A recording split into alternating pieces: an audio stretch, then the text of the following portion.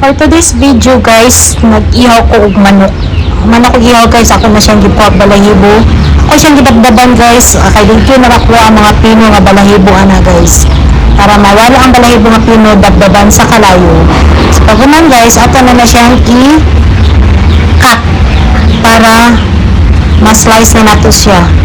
So i-cut nato siya, marag 3 steps lang ang tulo ka steps na ang pagkata na guys, ang paa, din ang katungiyahang pakpak, then iwan na siyang bunduton para makuha nimo ang iyahang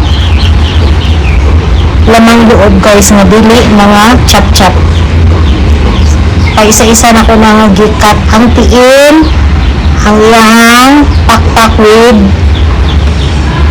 breast, then ang tira is ang iyahang backbones, then nahiwalay na ang iyahang lamang loob guys.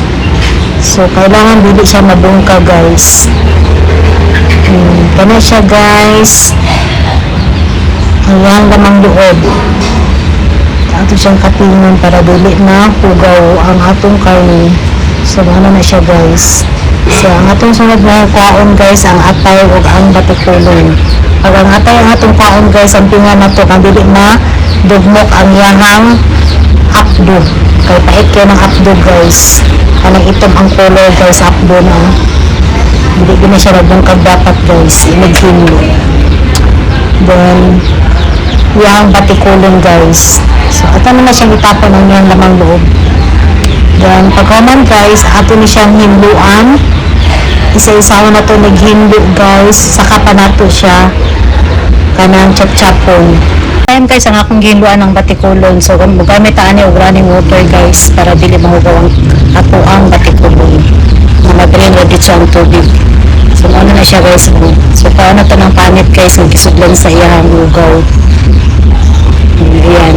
Ano na siya guys, pag ginlo ang batikulon. Then, pag human guys, kami atong tiil sa manuka, na ito naglapalapao, di ba? Para hindot. So, inanang pag-hindot sa itong karne guys, kuhaan na ito panit. Kaya dili ko gano'n nagamit sa panit sa manok.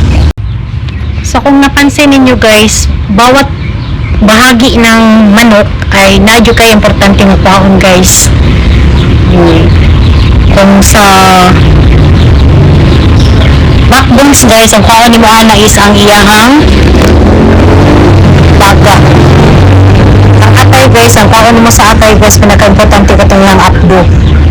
Then ang aba, panit, then katong yung nodules. Thank you for watching guys. Please subscribe my YouTube channel. Paki-subscribe guys.